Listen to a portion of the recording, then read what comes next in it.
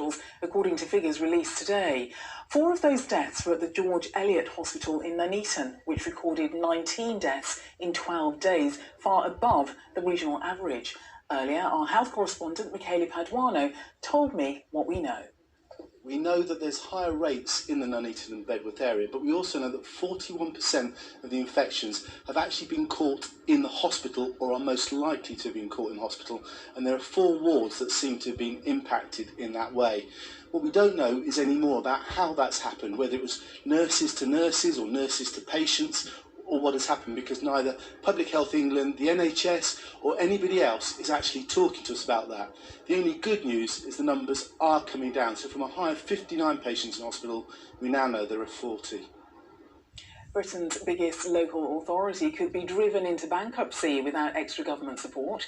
That's the warning tonight from the leader of Birmingham City Council after a BBC survey revealing the true cost of the coronavirus crisis. Councils right across the Midlands predict deficits totalling hundreds of millions of pounds by the end of next year. We are forecasting that by the end of the next financial year, we're likely to have a budget gap in and around £200 million. So we are talking constantly to government about this, and what we're asking is that government take a sensible view and work with us on measures to close that gap. So given that the government are going to have an emergency budget next month, and there will be something in there for local government, we'll wait to see the outcome of that. I don't think it's in the interest of national government to see local government driven to bankruptcy up and down the country.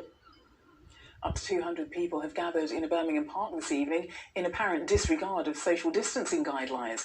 It's been taking place in Sorrel Park in Erdington, the same location as a similar event on Sunday evening, which was dispersed by police. This evening's gathering came on the day West Midlands Police issued a plea to people to resist the temptation to get together in large numbers. They said they were prepared to use enforcement